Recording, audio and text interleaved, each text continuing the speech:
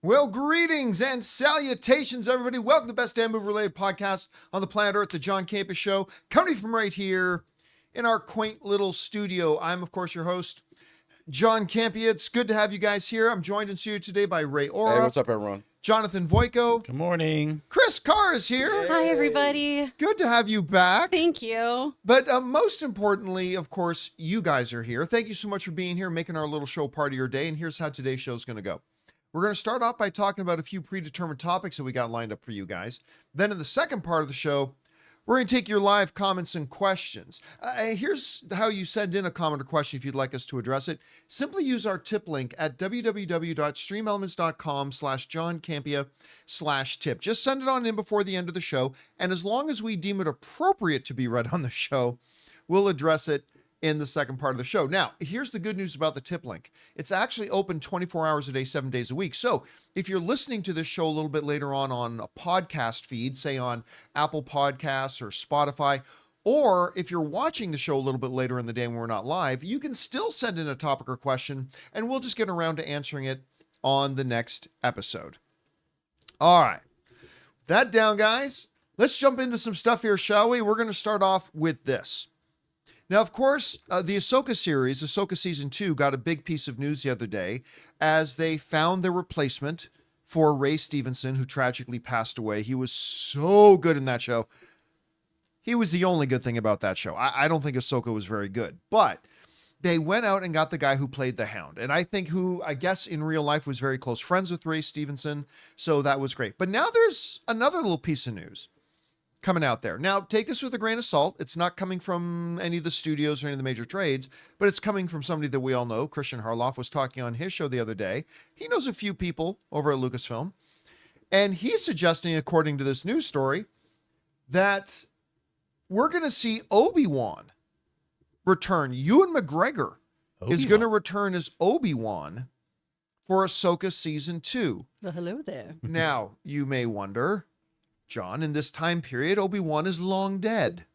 How is he going to be there? Well, if you guys recall, in Ahsoka Season 1, they did flashbacks, and they brought back Hayden Christensen to play a younger Anakin again in Ahsoka's younger days. So the speculation right now is that it's going to be a lot more flashbacks, which that's exactly what I thought was missing from Ahsoka, was more flashbacks. Yeah, that would have fixed everything. Anyway, Sorry. Am I being a little snarky? Forgive me. So I'm taking you literally. I think you want flashbacks. So. More flashbacks. So, but that is one of the things they're saying, is that it could now, instead of just seeing Hayden Christensen, good Canadian kid, by the way, we're going to see Hayden Christensen and Ewan McGregor. The other possibility, of course, is that we'll have a Force Ghost Obi-Wan Kenobi. So that could be the other piece of the puzzle here. I personally would lean more towards the latter. I would rather see that. That's what I assumed. Rather than just Dave Filoni continually trying to force Clone Wars to become a thing again. And I say that, I actually really like Dave Filoni. I snark on him sometimes, but I'm actually a big Dave Filoni fan. I like him very much.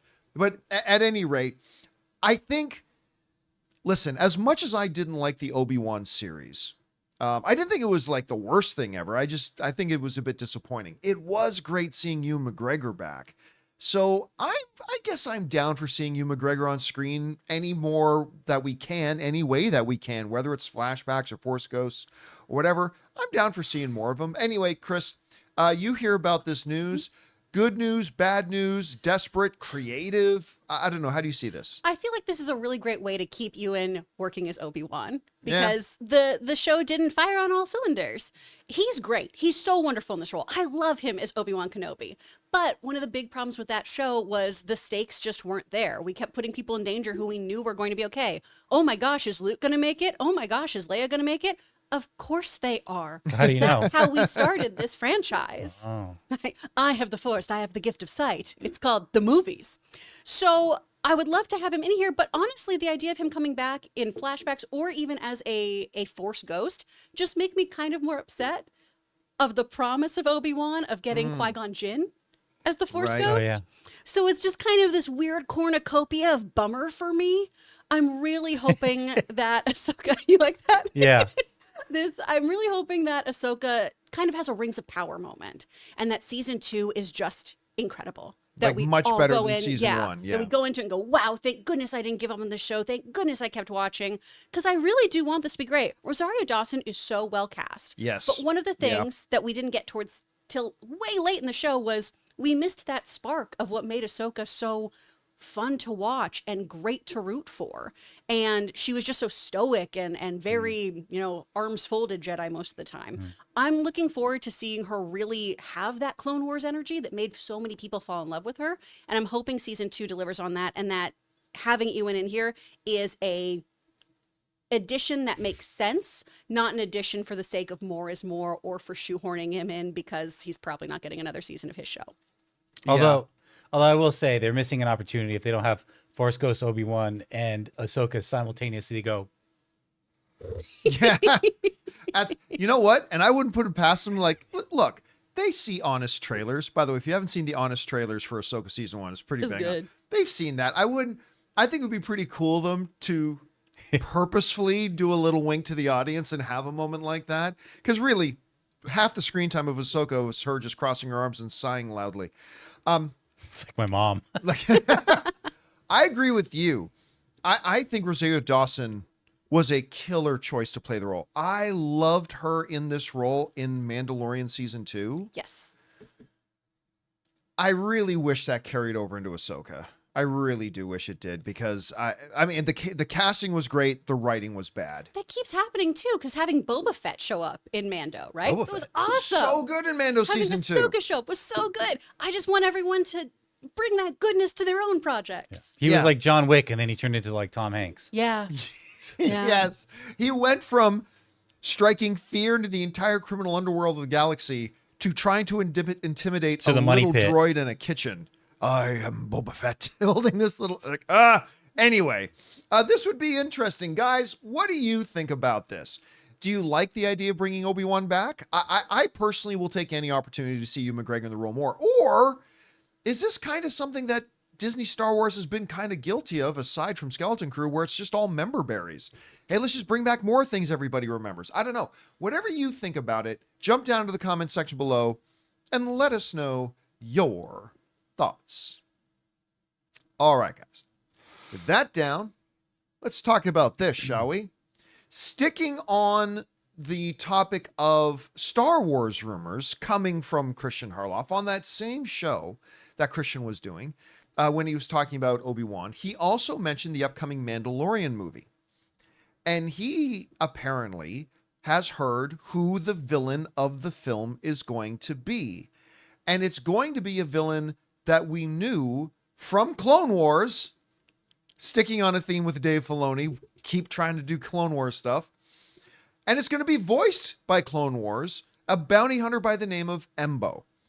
Now, Embo was not in a lot of the series. Like he wasn't a regular or even a regular recurring. He would pop up here and there, had the cool hat like that. But he was actually a pretty cool character.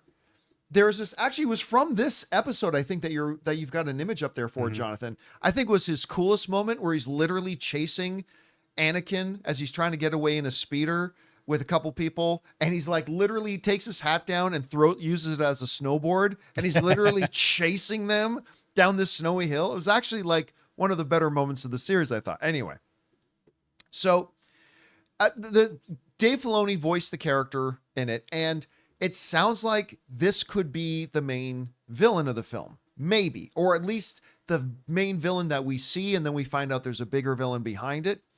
Now stop me if you've heard this before. According to the stuff I'm reading, they're saying that Embo is going to be the main bad guy, and he's chasing after and trying to kill Little Stinky, all while Mando is trying to protect Little Stinky. Again, if you have heard this before, it's because it's the exact plot line from the Clone Wars movie. But there you have it. Listen, I like this character, and you know what? I even don't mind the idea of taking a more obscure character from something else and then raising them to a prominent thing in another piece. I actually don't mind that at all. And the nice thing about Embo is because so few people compared to the grander Star Wars movie fan base, considering so few people know who this is, in many ways is kind of going to be a new character for a lot of movie-going fans. So I like the idea of the character. I also don't mind the idea of Dave Filoni voicing the character because he did in the show. Mm-hmm. I just don't know about the story because didn't we do this story already? I mean, listen, right now it's a lot of rumor and innuendo and interpretation, and maybe none of this is true at all. If the story that's coming from Christian is true, and the information he's being given is correct, then yeah, that's my one problem with it is like, really? We're doing this story again, only now little Stinky's grown up? I don't know. Chris, you read about this, you heard about this.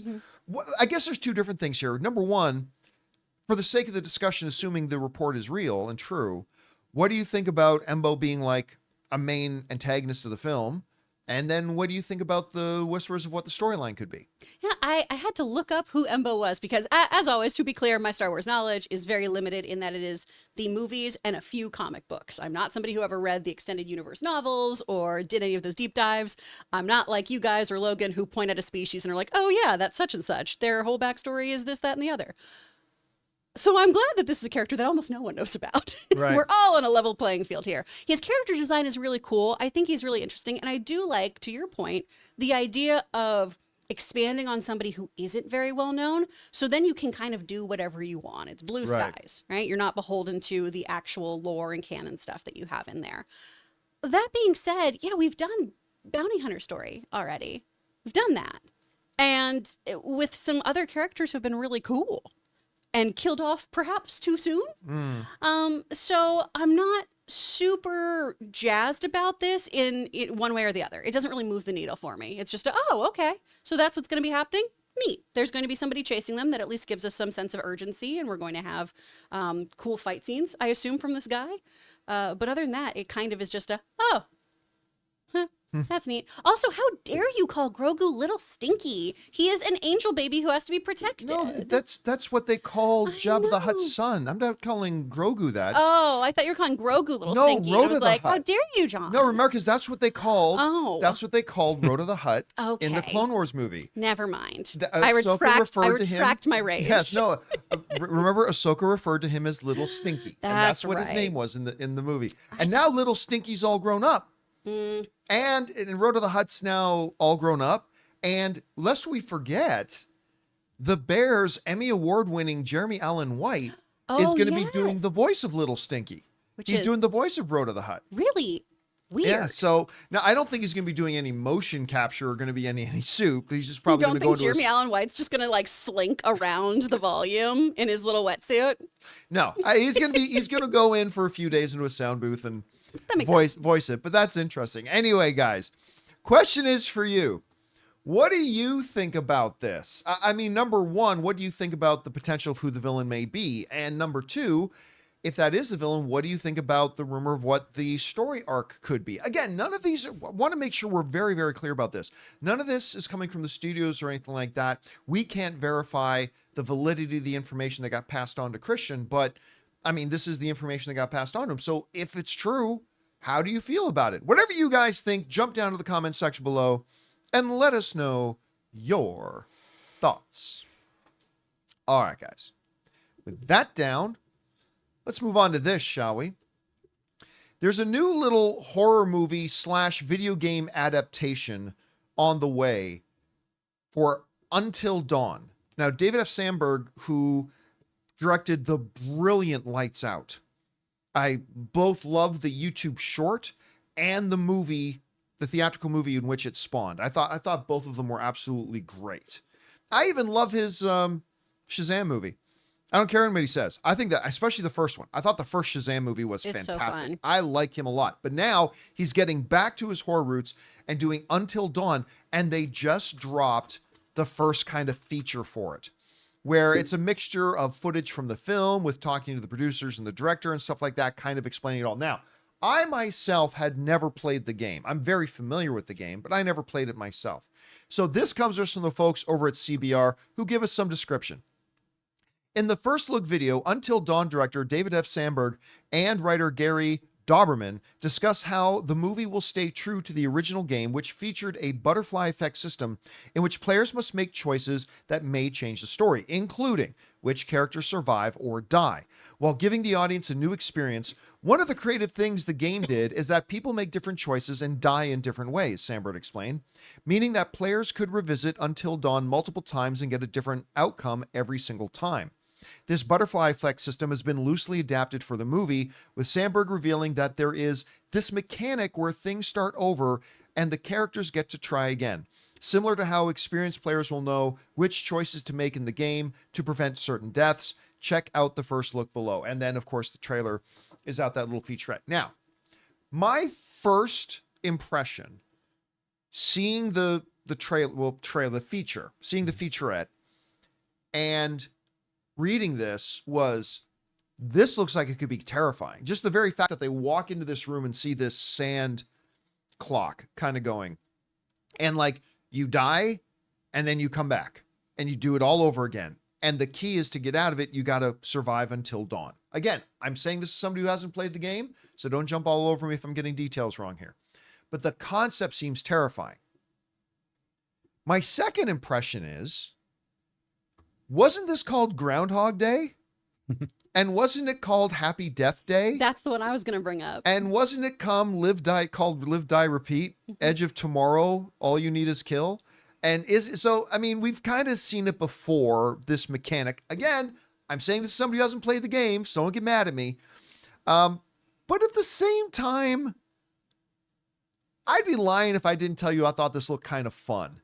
So I'm down for this. Chris, this is right up your alley. No.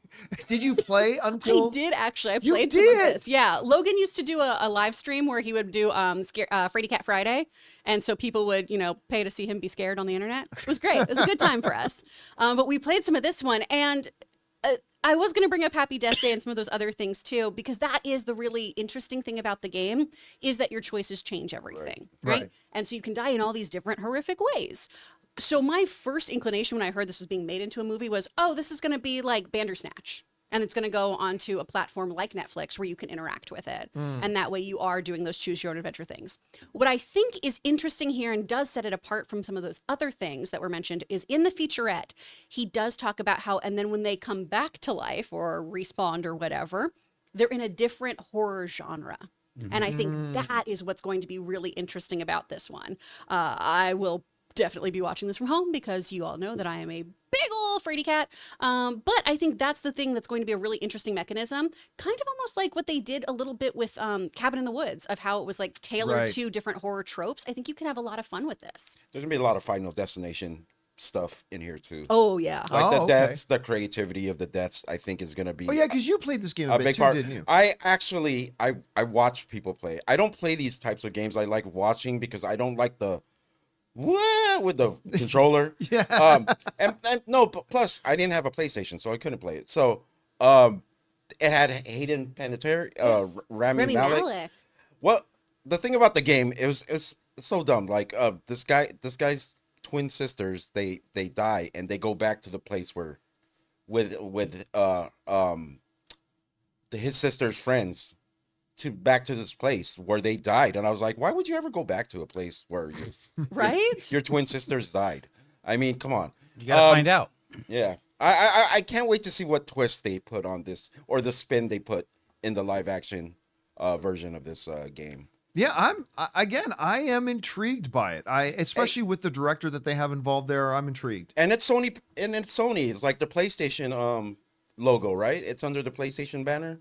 I didn't see it. Production. I believe so. Probably. I didn't notice it. If it is, I've had a good record with the PlayStation Studios banner in terms of what they've Put out. brought out. Yeah, put out like Uncharted. You guys hated Uncharted. Yeah. I thought it was a good time.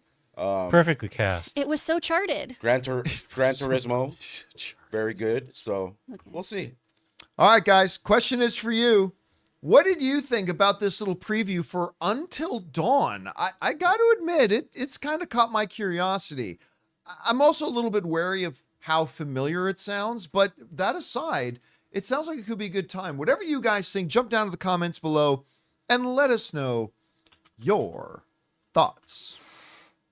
All right. That down, guys. Let's move on to this, shall we? Robert De Niro, clearly one of the most celebrated actors of all time. I don't think you're going to find anybody that disputes that. And everybody particularly loves him in a good mob movie. Well, we're getting not just one Robert De Niro in an upcoming mob movie, we're getting two Robert De Niros in the same upcoming mob movie, as the first trailer for the Alto Knights has now dropped online, where, as you can see here, Robert De Niro plays two different roles opposite of each other, opposite of himself, in the same movie. Why?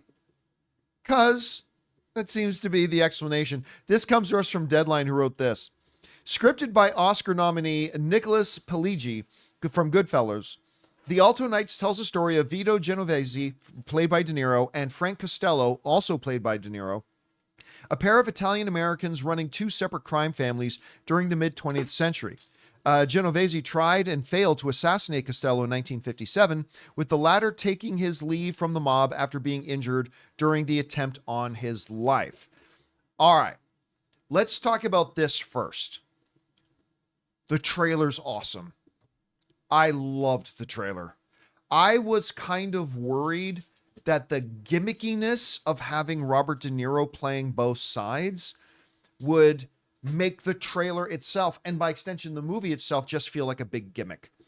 And I gotta say, that didn't wash out how good I thought the trailer was. I watched this trailer and I got Casino vibes. I got Goodfella vibes. I got Godfather vibes. And I mean all that in the absolute best way possible.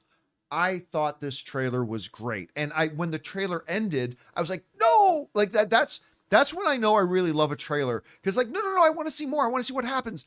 And I had that feeling watching it. So I just think this trailer is fantastic. I loved it. However, I still don't know why Robert De Niro had to play both roles. Yeah. I don't, like, I get it. If it was a stage play, that'd be kind of, I mean, obviously you couldn't have the characters on the stage at the same time. But like the Frankenstein thing where they'd switch roles. Yes. That'd be cool.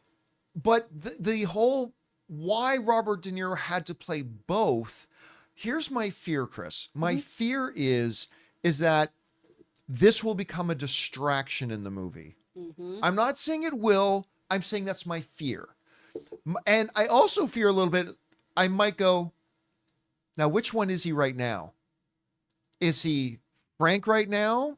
Or is he Vito right now? Did Tom Hardy do the same sort of movie? Well, he played Yes, he twins. did. Yeah, it was But he twins. played twins. okay. So. Yeah. Sorry. So that's a little different, right? But in this case, I'm not really sure what now maybe once we watch it, maybe it's like Better Man. Why the fuck did they make the guy a monkey? I don't know. Maybe you got to see the movie to get it. And maybe that'll be the thing here. Maybe we'll watch this movie and go, oh, this is why he's playing both roles. So I don't know. Look, but that aside, my fear and my worry about that becoming a distraction in the movie aside, I do think this is a hell of a trailer. I'm looking forward to seeing it. What did you think about the trailer?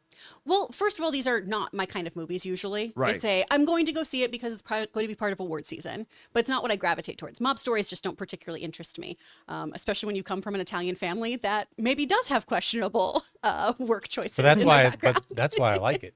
That's why I'm usually like, oh, this feels like what my Uncle Charlie did. Okay, so I'm still hung up on the gimmick. Because that's what it feels like right now, is it feels like there's a gimmick. And it doesn't need one. Because it is objectively a very good trailer with a very interesting story. So I am still confused about why he has to play both roles.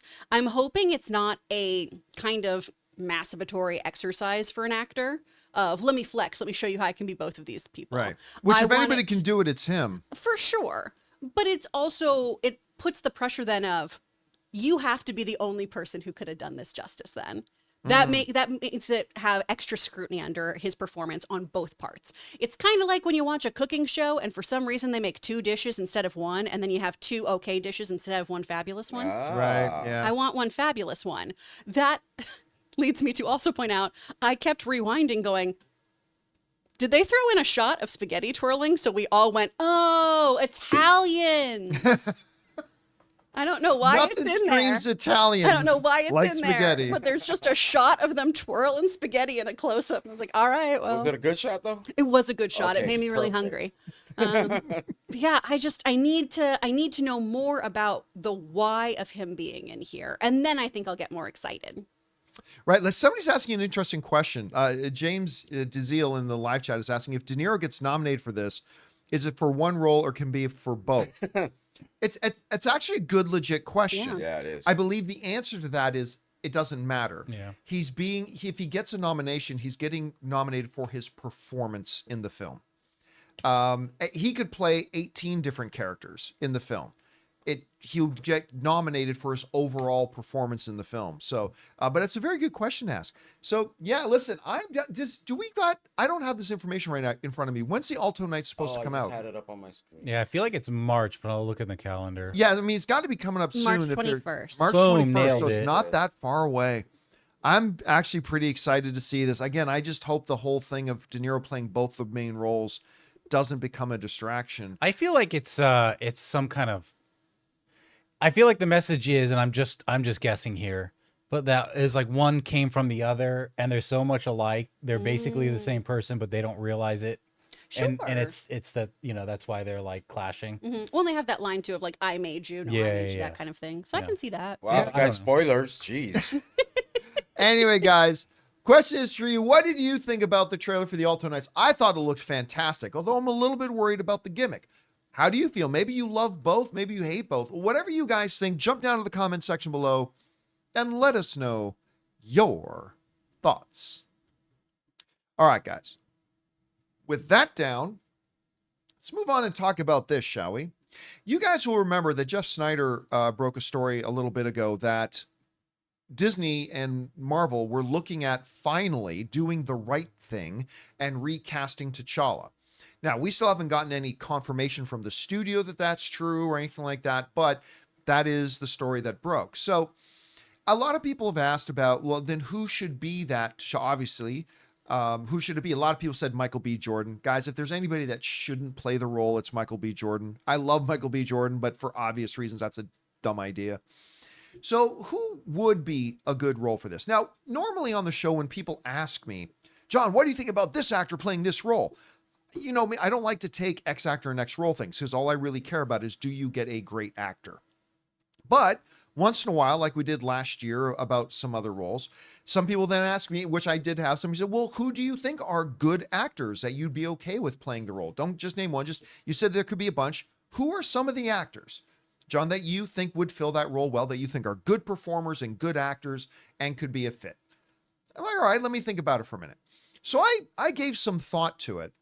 And I've come up with 5 names. There are definitely more than 5. But these are the first 5 that kind of jumped to mind to me, that I think any one of these guys I would be happy with if they announced this person tomorrow. Like, I never believe there's like one person to play a role or anything like that. And you could name any one of 20 other actors and I'll just go, as long as they're a good actor.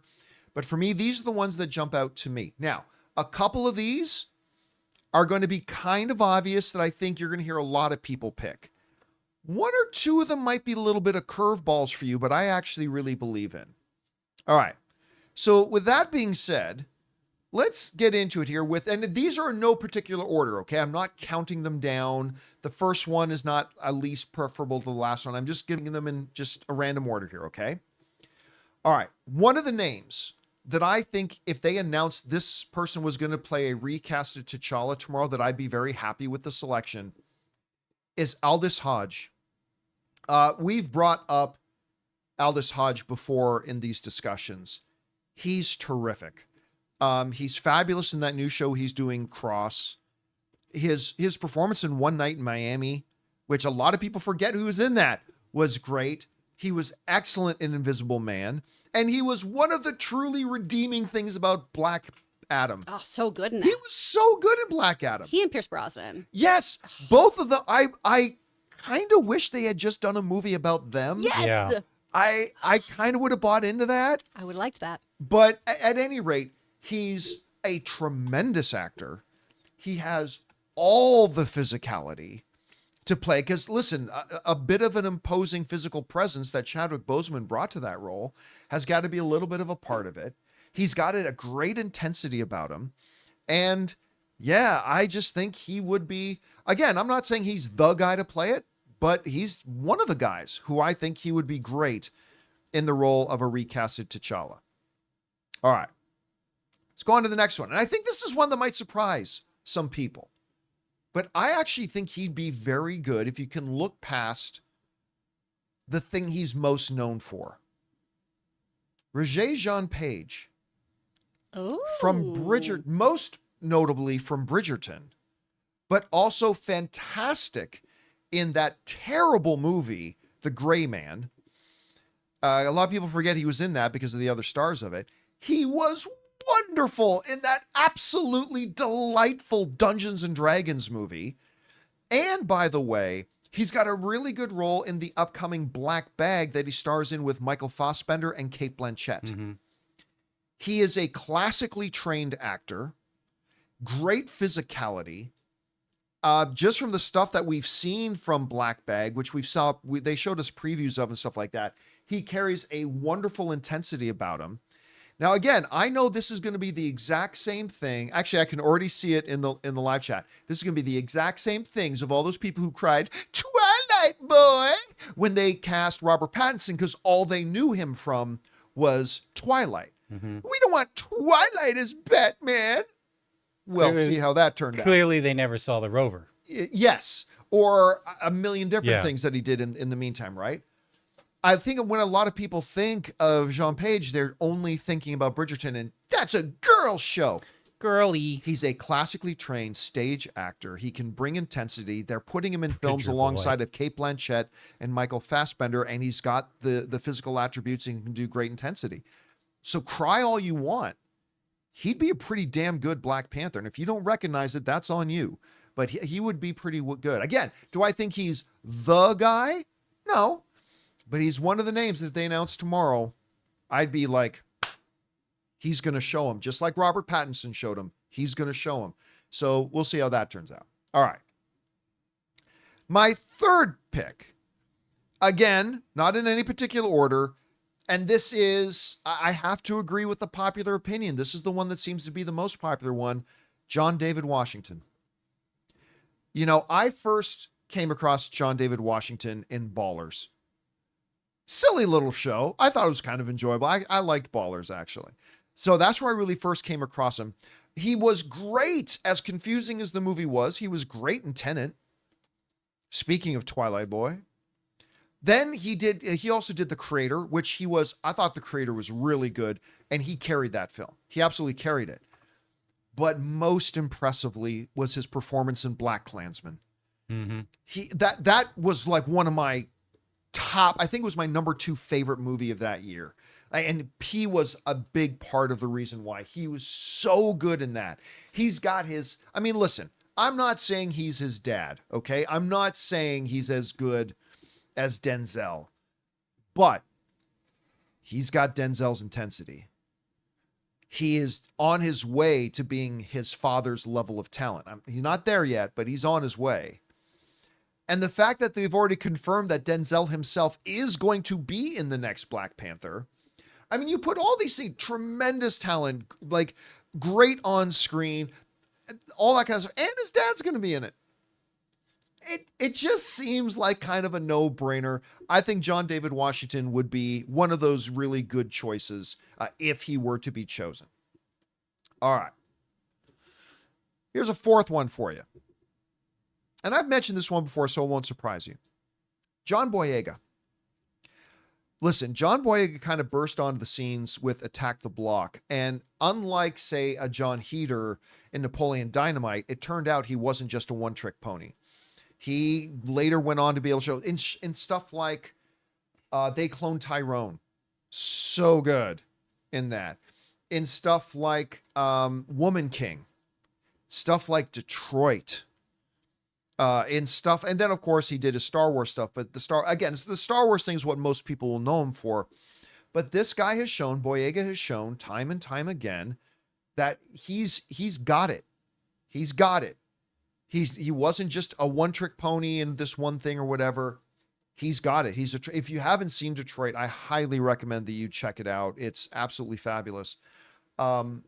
He's great, and he could totally bring it. Now, will some studios want to work with him? He's been known to be a little bit of a problem to work with. I'm not sure. I'll leave that up to them. All I know is when it's time for him to get in front of a camera and act his ass off, he can do it. And I think he would be a pretty good choice. All right. The fifth one that I'm going to mention is I don't think is going to be on anybody's list. I'm not even sure who this is, to be honest. As a matter of fact, I was going to say, when I read this name, I bet you a lot of you are going to pull your best Jaimon Hansu and go, who? Charles Michael Davis.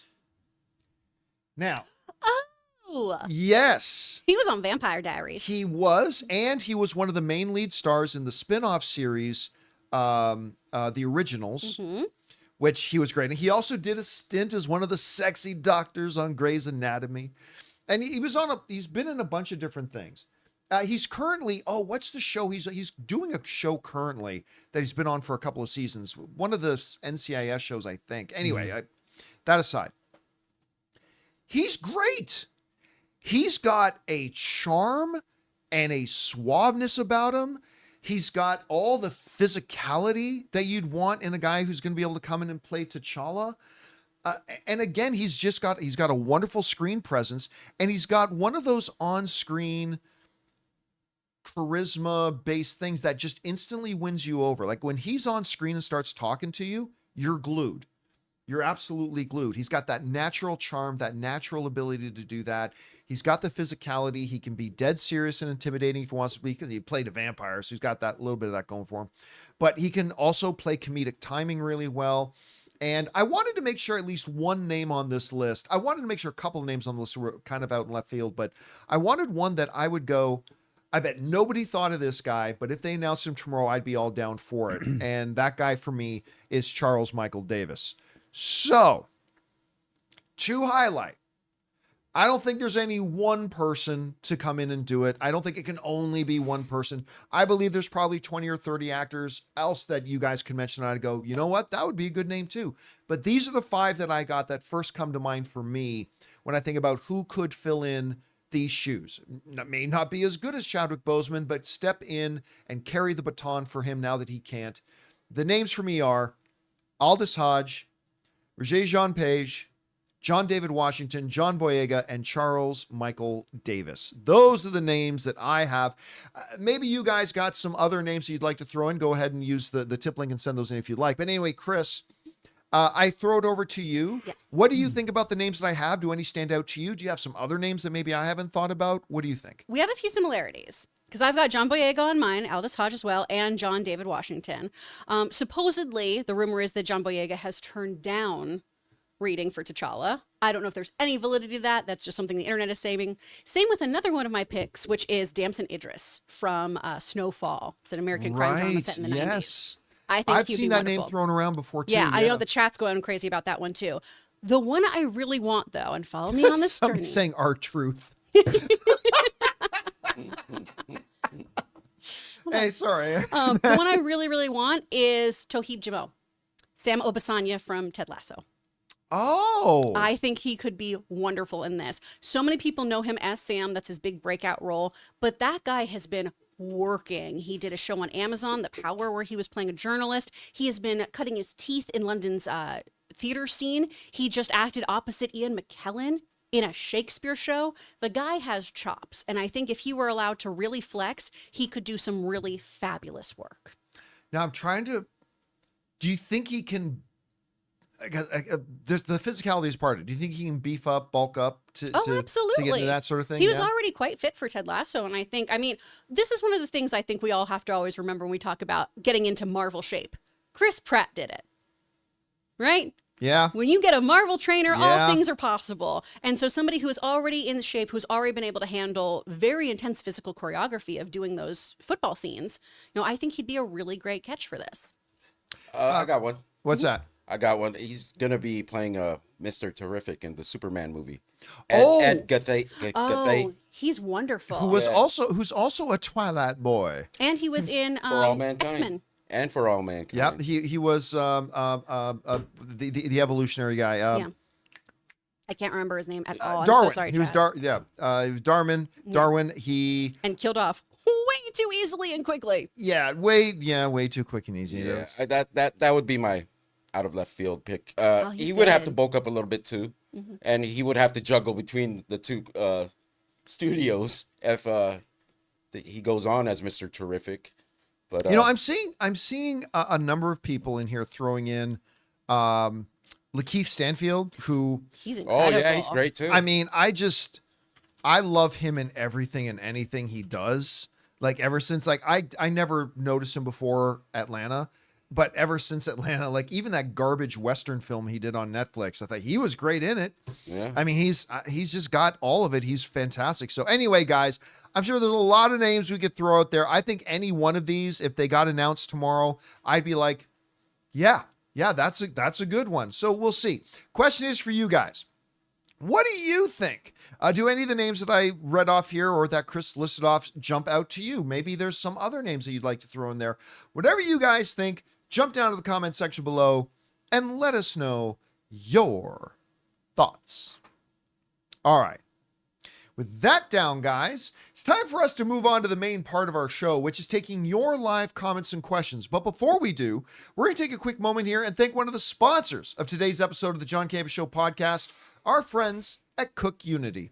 We want to take a second to thank a sponsor of today's video, CookUnity. You ever feel like so much of your day revolves around planning meals or preparing food, especially when you're trying to eat healthier? I know we all do, but that all changes when you discover CookUnity. Now you can enjoy vibrant, chef-crafted meals without spending hours in the kitchen. It's freed up so much of my time and energy to focus on my other goals. CookUnity partners with award-winning chefs, the same chefs you see on TV and those five-star restaurants, to create small batch meals just for you. These meals are made with fresh, local, in-season ingredients delivered right to your door. And here's the best part. They arrive fresh, not frozen, and all it takes is a few minutes to heat them up. I recently tried their Mom's Sunday Sauce Rigatoni, and it was incredible. Plus, knowing that I'm supporting local chefs and sustainable suppliers makes every bite even better. Whether you want variety, convenience, or just better food, CookUnity has it all. Reset your routine with convenient, mouth-watering meals crafted with local ingredients by award-winning chefs. Go to cookunity.com/Campea or enter the code Campea before checkout for 50% off your first week. That's 50% off your first week by using the code Campea or by going to cookunity.com/Campea. And thank you to our friends at CookUnity for sponsoring today's episode of the John Campea Show podcast. All right, guys, with that down, let's get on to your comments and questions here, shall we? Jonathan, what we got up first? First up, we got Josh Ward. He says, fun fact, Universal asked Bare Naked Ladies for the rights to use 1 week to start Shrek. Bare Naked Ladies scoffed at the movie idea and declined. Cue Smash Mouth. Then regretting their decision in hindsight, Bare Naked Ladies vowed to take any next offer. The result was the Big Bang Theory theme. Yeah, because the B&L did the opening theme for Big Bang Theory.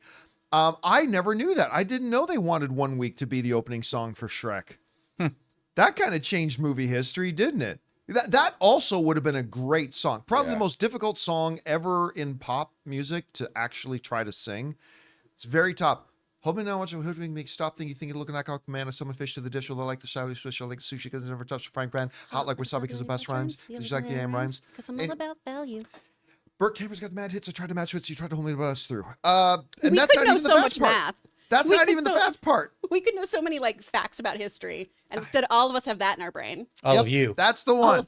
You don't have that in there? No. You know all music. And But I commu- don't commit that to memory. Actually, one of the greatest things ever was that. Do you remember the episode of Community when they brought up Bare Naked Ladies? No. Oh yeah, because it's like it's some Bare Naked Ladies came up or BNL came up, and like one person said, "I don't like that a little bit," and everybody looked at him like, "How dare you!" Like Bare Naked Ladies is a global treasure, and there's like, and they're the greatest ever. But I do feel like the Smash Mouth song was more fitting fits. because of Shrek's like progression and everything. Yeah. But whatever. Yeah. I think history worked out the way it was supposed to work Yeah. out. But that's interesting. I never knew that little tidbit.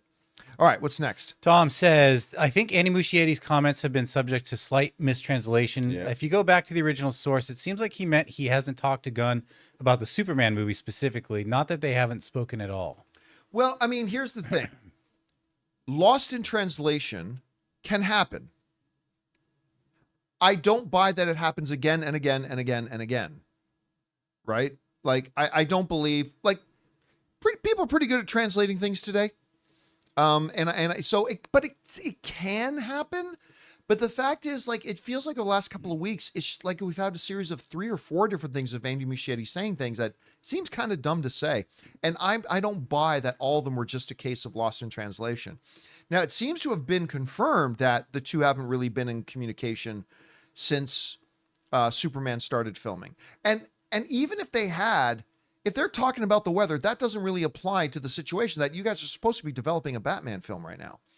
So could there be a little bit of loss in translation? Maybe if it was one thing, but I kind of don't buy it the more and more it happens. But anyway, again, that's me as a fan strictly speculating.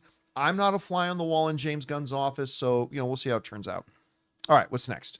Marcus says, I was just looking up the release date on Nobody 2 on Wikipedia and found out Chad Stileski is the producer of the film. It comes out this year under, they tie Nobody to John Wick. I mean, we've been saying that since the first one. Yeah, he's also producer on the first one. Yeah. That's the thing, right? It's like so many things in Nobody, the first film, felt like it directly tied into John Wick with slight differences so they could say it wasn't in the same world as John Wick.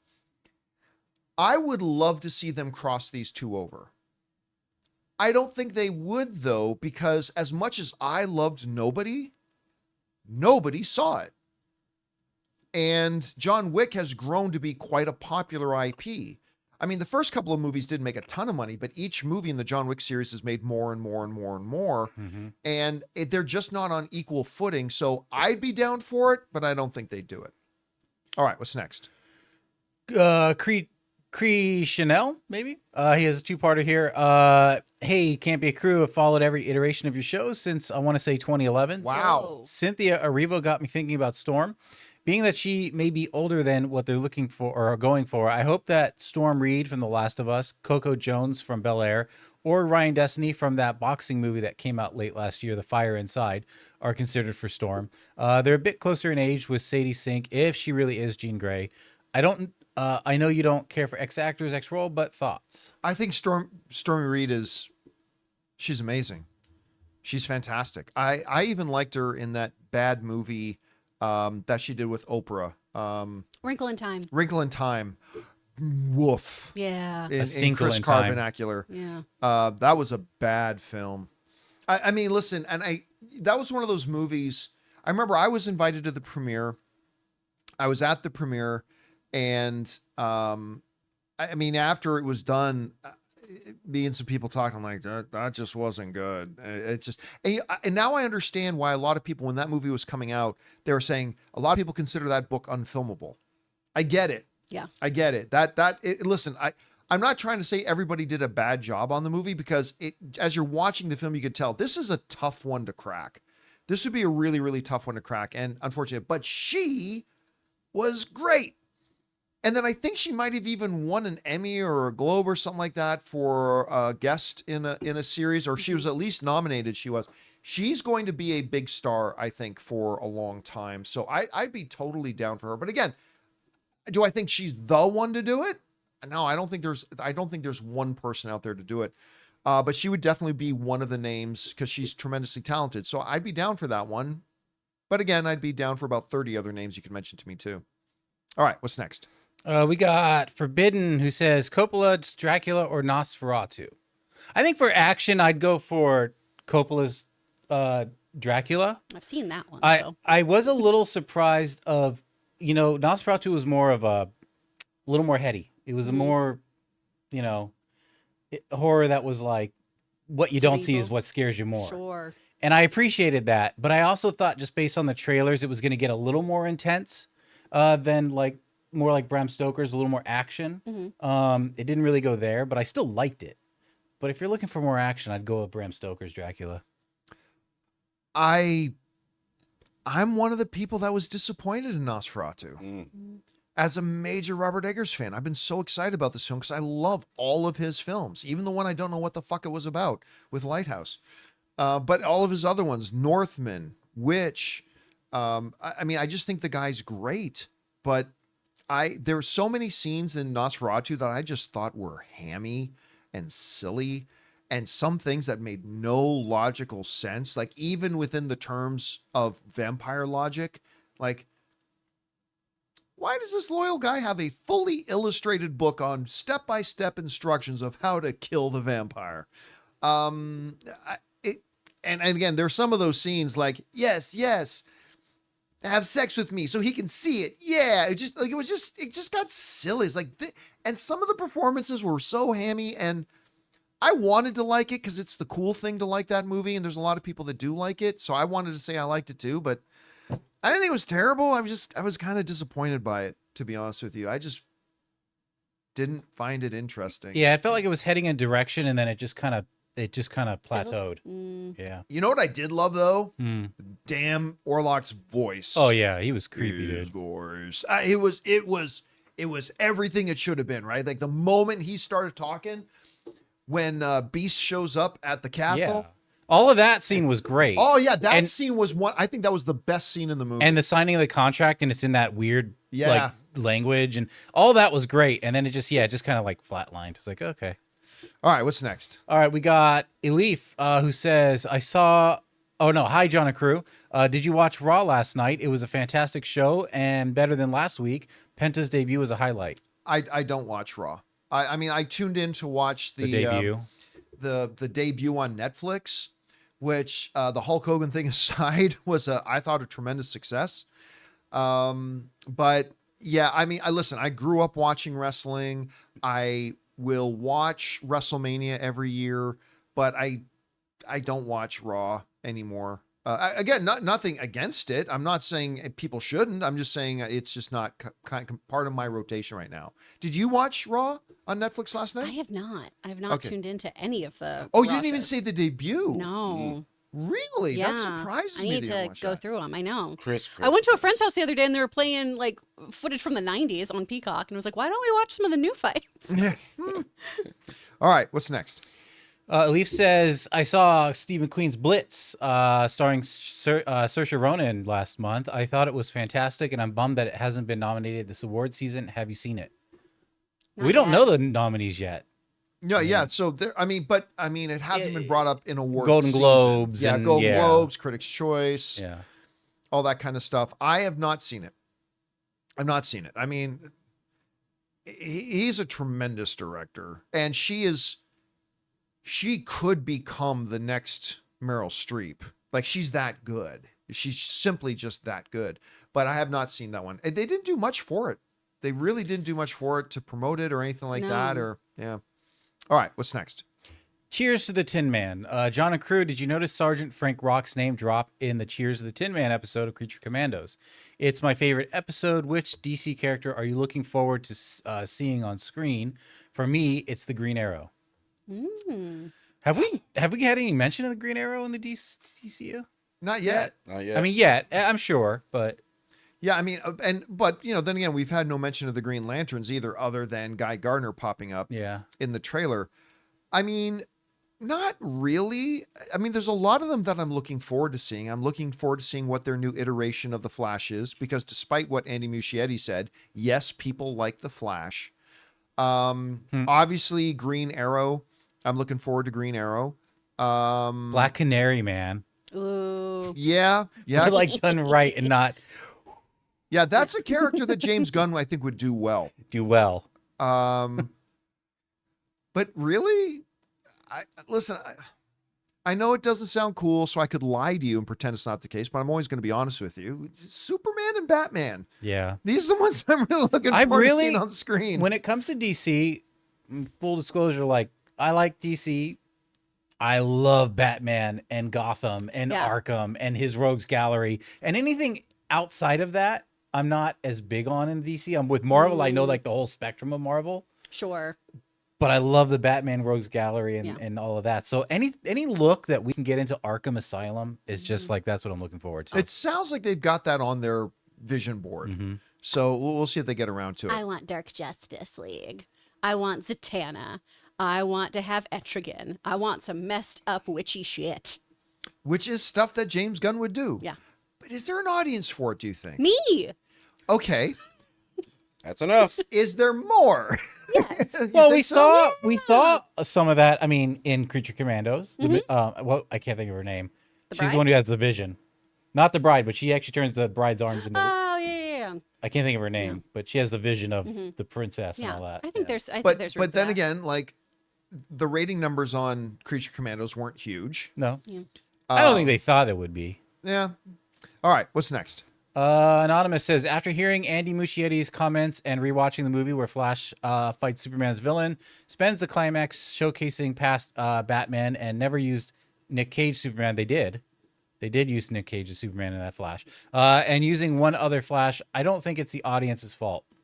But they wouldn't have known all that stuff before they bought the ticket. Until they went to go see it, right? Yeah. And that's the thing. Like, so they say, oh, there's criticism about CGI. They had a the audience terrible didn't know opening. about that till they went to go see it. Again, listen, I don't care. I'll have this argument till I'm blue in the face, and I will continue to argue it. I thought The Flash was a really good movie.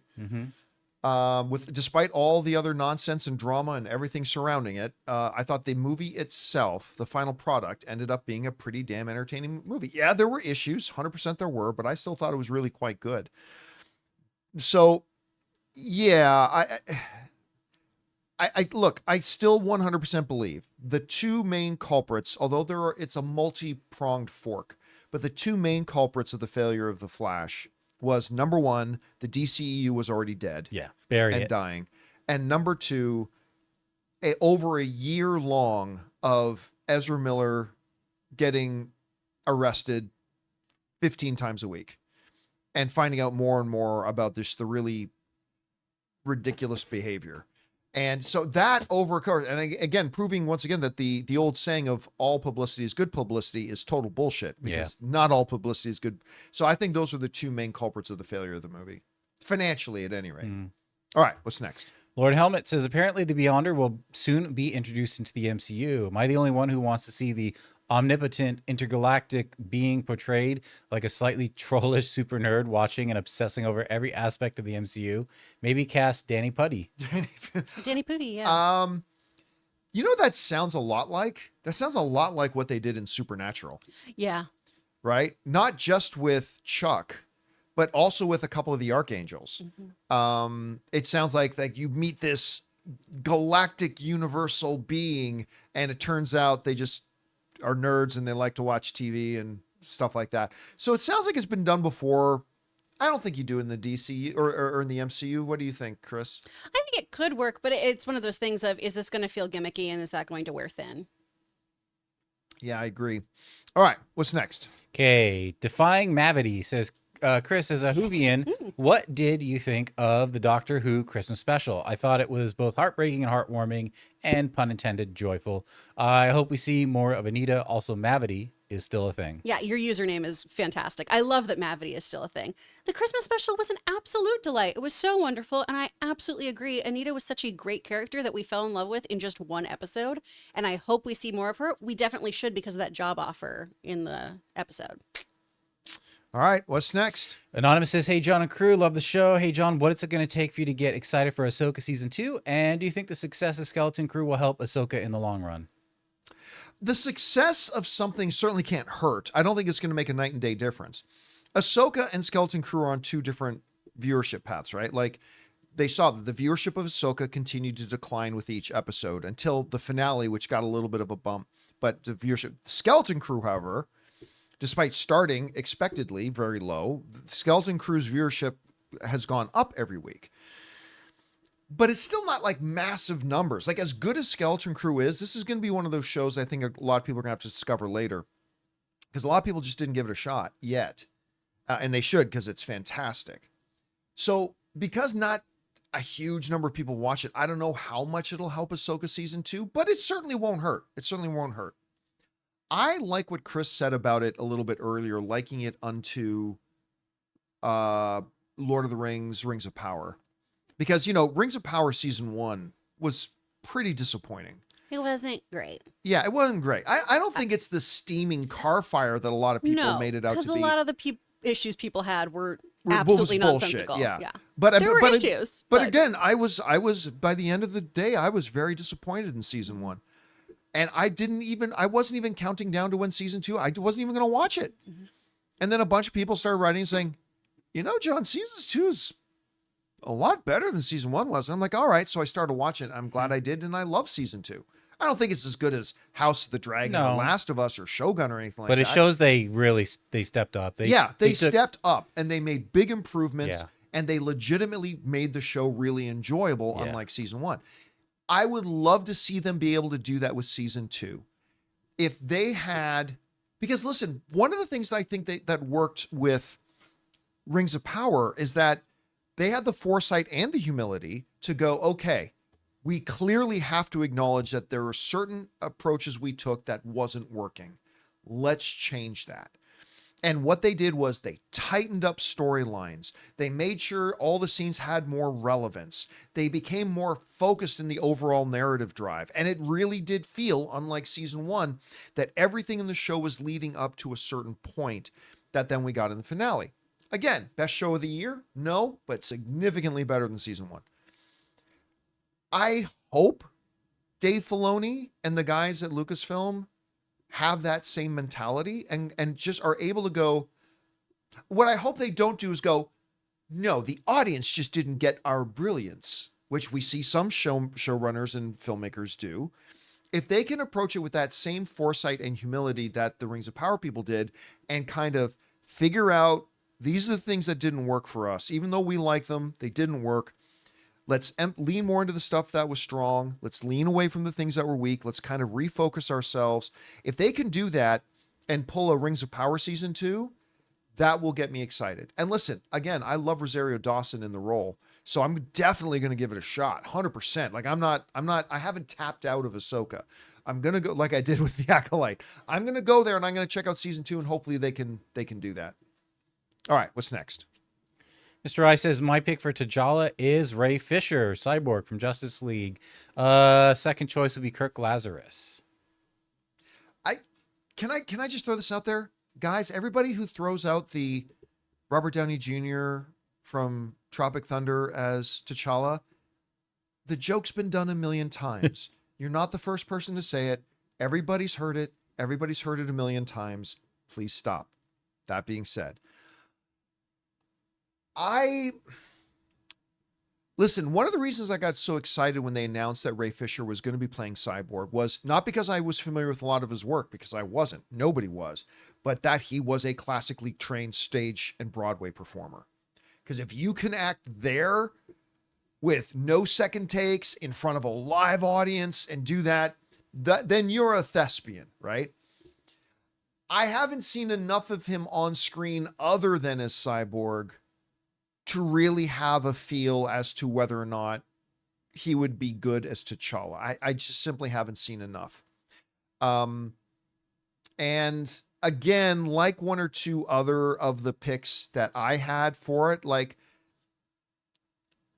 do studios want to work with him? I don't know. So again, if they announced that Ray Fisher was going to play T'Challa tomorrow, I would be intrigued. I wouldn't be against it. I'd be intrigued, but I don't really see that as being a serious contender.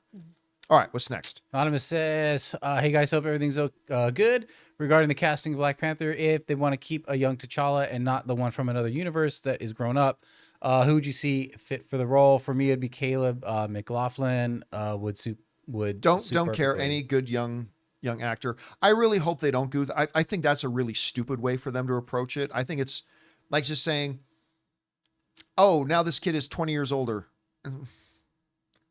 Or they give it to him. They give him that power way too young, and it's like, yeah, they should not go that way. It would be a really dumb narrative direction for them to go. Yeah, I'll probably not even go and watch the movie if they do that. To be honest with you, I'll just say I give up. So yeah, that's just kind of my take on it. All right, what's next? Okay, we got where am I? Ronetta. Okay, with a $20 tip. Thank you, Renetta. Hi, y'all. I will continue to keep everyone in my thoughts and prayers. This Jersey girl sending love over to all my Cali sisters and brothers. Stay safe. Nice picks for Black Panther. Aldous Hodge, yes, please. Damn, he would be the height and the build, yes. I think he would make Chadwick proud. We need a Black Panther, especially now. Also, Goonies in theaters this weekend. I know it's sold out, mostly sold out. 40th anniversary. Damn, I'm old. 51 years. I still look good though. Black don't crack, baby. I did not know it was back in theaters. Yeah. Ooh. Again, yes. I think one of the biggest reasons why I thought it was a tremendous mistake, a well-intentioned mistake, so can't be angry about it. It was totally well-intentioned. But why I thought it was a tremendous mistake to kill off T'Challa is because Black Panther isn't the important character. T'Challa is the important character. Black Panther is just a title. It's a mantle that just gets passed down. The important character is T'Challa. And not the kid who happens to have the same name. No, you know what I'm talking about. That character that Chadwick Boseman breathed life into for us, that character is so vital and important. And I get it. It was a decision made on emotion and stuff like that, but it was the wrong decision to kill off the character. It was absolutely 100% the wrong decision to do it. And even though they made the mistake, it's never too late to correct it. And as long as you're still in this multiverse saga nonsense, you have a lot of very easy narrative ways to bring back T'Challa with a new actor. So I certainly hope they do that. And I'm sure there's a lot of great actors out there who could do it well. Aldous is definitely one of them. So we'll see how that kind of turns out. All right, along the same line, Monkey Tongue says if T'Challa is recast and comes from another universe, what effect do you think it would have on Wakanda and Shuri if it does happen? It's a good question. See, here's one of the things. Because I really didn't like Black Panther 2 and I didn't like the decision they made about who took on the mantle of Black Panther, people think that means I don't like the Shuri character.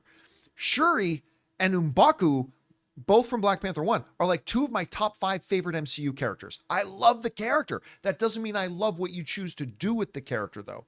And making Shuri the new Black Panther was a ridiculously stupid decision. That was a dumb decision to do.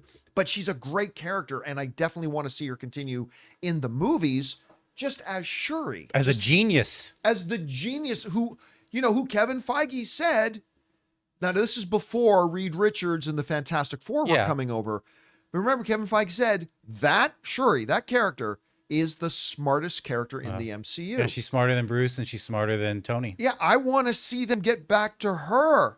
I want to see that Shuri. She's one of the best parts of the first Black Panther movie. Like, just her swagger and her attitude and her quickness and all that kind of stuff. I love the character. So I want to see her maintain it. But what impact would it have on Wakanda? Well, here's the thing. And they really kind of overlooked this in the first one. Remember, in Black Panther 2, Chris, do you remember in Black Panther 2? It starts with T'Challa dying. Mm-hmm.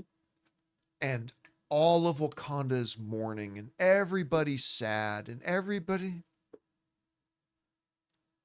He had died before. Remember? And he died. And Wakanda went 5 years without him. 5 years. Mm-hmm. And I'm not saying people shouldn't be sad again. I'm not saying that, but it's like they acted like this was the first time they had lost T'Challa. Mm. They had lost him before. And he was gone for 5 years. And I'm sure they mourned. And I'm sure like all that kind of stuff. And then he came back. While the mechanics are going to be a little bit different, you can bring him back again. I don't know. I think how would Wakanda respond? Well, then the question becomes, well, how did they respond when he first came back? We never got to see how Wakanda responded when he came back the first time. So however you say they responded that time, they would probably just respond the same again. I don't know. What do you think? I'm sure. I mean, from a narrative standpoint, yes, it's we've already lost him before and we persevered and da-da-da-da-da. Oh, by the way, Kenzie in the live chat is reminding, or Kenoy is reminding us in the live chat, he actually died twice because they thought he died in Black Panther 1. Oh, yeah. And then he died again in Infinity War. So yeah, Sure. you're right. He's died twice multiple already. times. And then Yeah, came back. I mean, obviously, though, that storyline and that reverence was for Chadwick more than anything, not for the character of T'Challa. It makes sense narratively for them to be like, well, we can figure this out. This has happened 3 times. But that was for all of us as audience members and people who Right. were impacted by him, and for that cast and crew who were just deeply, deeply devastated by the loss. All right, what's next? Ronetta says, also looking forward to see what they do with Skeleton Crew finale. Overall, enjoyed the shows. These shows so need to be longer or offer more episodes. We'll see how they end. It's my biggest criticism about Skeleton Yeah. Crew is when you really look at what the final runtime of this show is going to be. Because last week, minus the previously on, which is counted in the runtime, and then the 18. I've never seen a television network have longer credits than Disney Plus. Because like a show ends, it's like, oh, the counter clock, the time bar on the bottom still says there's 6.5 minutes. There must be a post. Nope, no post. No, it's just 6.5 minutes of credits. Yeah. After you take off previously on and the credits, the episode was like 26 minutes. They could have done 4 episodes. They should have just made it a movie. Yeah. Because when it's all said and done, if you just take the actual screen time of the show, it's probably going to end up being close to 3 hours. I mean, right around there. And so you do a little bit of editing, tighten it up a little bit, and you got a feature film. They probably should have just done it as a movie. Anyway, that being said, I am so excited and depressed that tonight is the finale. I cannot wait to see how they end this thing. I think this show has been do I think it's as good as Andor? No. Do I think it's as good as like Mandalorian season 1? Not quite. But I think it's one of the best things they've put on Disney Plus has been this show. I'm especially coming off the train wreck that was The Acolyte. Because I'll be honest with you, folks. I'm not saying it was imminent, but the thought of tapping out of any Star Wars show on Disney Plus had started to creep into my mind, especially after The Acolyte. And to see them actually come out so strong with such a good show with Skeleton Crew as really... Do you got any theories for tonight's finale of Skeleton Crew? I still think it's some weird social experiment mixed in with creating commerce, but I'm pretty much just whatever they do, I'm interested. I think the administrator? Yeah. Supervisor. Supervisor. Oh. I think It's going to be the Pirate King, right? I don't think so. I think Oh, it's you just- don't? I think it's just AI. I think it's like kind of going to yeah. your whole thing. I think it's just AI. Like a droid? And they've been, but not even a droid, just like a system. And I think they've been serving this system for decades and decades and not even Dang. realizing it. Ooh, that would be timely. That'd be a good thing to post down. Yeah. All right. What's next? Okay, so we got our member chats here. Have any of you ever watched the Whiplash? Oh, sorry, it's a meme. The Whiplash short film. It's basically the one main scene from the film, but it's really interesting comparing to the film. It's actually a great case study on color grading and how big of a difference it can make. It's only like 18 minutes worth of watch. J.K. Simmons is still in it. I've never seen it. No. I'd like to see it. Never seen it, never heard of it. Yeah. So, Whiplash was like one of my favorites of that year. Oh, it was so good. And J.K. Miles Teller was so good in it. I think Whiplash and Nightcrawler were my 2 favorite of that year. I love Nightcrawler. Nightcrawler was so good. Yep. Still can't believe that Jake Gyllenhaal did not get an Oscar nomination for that movie. I mean, it was a stacked year. We've gone back and looked at, look at who was nominated. Oh my God. But it's still so weird to think about him not getting an Oscar know. nomination for that role. Logan Vaughn says, if they made a movie about the story of Twitter, would you finally let us ask about X actors and X roles? Get it? Yeah. Get it? Ha ha ha. Actually, that's pretty clever. I like that. All right, what's next? Scotty doesn't know, says, do you think another Avenger shows up in Cap 4? If so, which one? I can see Hulk or War Machine show up to help Sam. That's a good question. We definitely would have heard about Mark Ruffalo. Yeah. I just don't know that there's any way they could have kept that hidden. I could see a Rhodey just because he's in the government. Yeah, although, I mean, after the events of Secret Invasion, they found out that Rhodey for at least a couple of years was a Skrull. That's right. That could be a problem. That might get mentioned. Yeah. Although it would be best if everybody just forgot about Secret Invasion, including the new Ultra Beyond Omega level being that's running around now with every Marvel character superpower. God, that was so dumb. Anyway, man, if I could see another one popping up, don't laugh. Could be Ant-Man. The end of Captain America 4 is what you're saying? Well, because remember, in the original Ant-Man, Anthony Mackie's in the original Ant-Man. Yeah. Right? He pops in there. He's the first they one. fight. Like Falcon was the first one he has an encounter with. Right. And I mean, again, if he was, it would be a very small sort of thing. It's like, I know a guy. Well, and that was maybe a quick scene. with And that him or was the something. end of Winter Soldier, was it not? Or- Yeah, and that was also the end of Winter Soldier. I think they need to just keep it Anthony Mackie. If they want to establish that he's going to be this force or this guy who's going to lead the Avengers, he's got to be able to take care of this problem. But we're just talking about like they can make Oh. a cameo. Yeah, like not Cameo. that. I Yeah. thought, Yeah. because that guy was saying, the War Machine will come in and I then don't want him to help him. rely. Yeah, I don't want him to because he I agree. won't. Yeah, he won't establish Yeah. himself as that force that I want him to be. Yeah, I don't want him to rely on somebody else. Yeah, like no one's gonna take Anthony Mackie's not gonna beat the Red Hulk, but you can maybe beat him with your military background, maybe some strategy, things like that, where it kind of pertains to Sam Wilson's background. He was a military guy. Yeah, but I don't care who you are in the military. You can't fight a Hulk. But I'm just saying. See, what I think, my guess is, and it's just a guess, I could be way wrong, is that, I mean, ultimately, there's no way Sam Wilson can beat a Hulk. Unless you don't beat him, you somehow get what's the best word for it? Antidote into him. Yeah. Like somehow, some way, you make him look left when you're going right, and you shove a suppository up the red butthole, and like it goes, and he turns back into a very grumpy Harrison Ford.